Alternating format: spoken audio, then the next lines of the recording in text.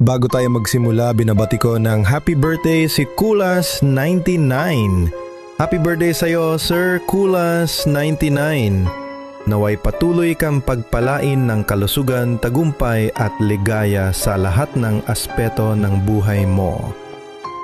Noong unang panahon, mga bandang dekada 1920, sa isang bayan sa Antique na ang inisyal ay B, may isang pangyayari na hanggang ngayon ay ikinukuwento pa rin tuwing gabi.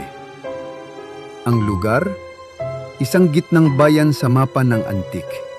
Malapit sa isang maikling tulay na sa unahan nito ay may dalawang magkahiwalay na sementeryo. Ang pagitan lang nila, damuhan, isa sa kaliwa, isa sa kanan. At sa gitna, kalsadang lupa pa noon, di pa sementado. Diyan mismo nagsimula ang kwento ni Lolo Nestor, isang negosyanteng galing sa Tabo, bilihan ng baka at kalabaw. Gabi na siya nakauwi, mga alauna ng madaling araw. Wala pang mga jeep o motorsiklo noon, kaya lakad lang talaga.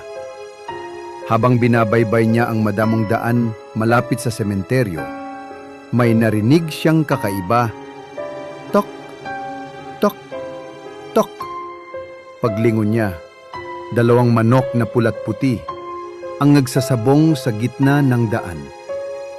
Isang tandang at isang inahin. Lasing man, kilala ni Lolo Nestor ang mga ganitong eksena, pero may kutob na siya. Bakit may manok na gising pa sa ganitong oras? At dito pa talaga sa gitna ng sementeryo? Dahil may alam siya sa anting-anting at lihim na kaalaman, kinilabutan siya.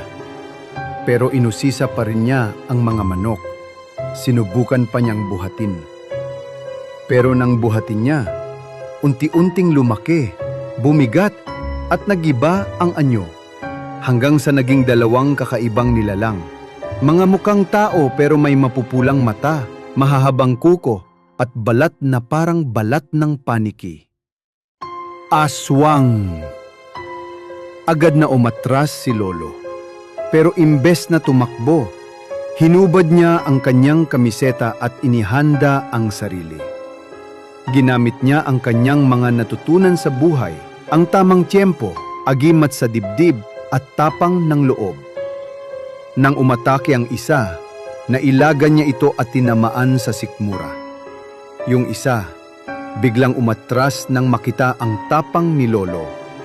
Maya-maya, tila nagsalita ang hangin. Narinig niya, "Patahimikin mo kami! Huwag mo kaming isumbong!"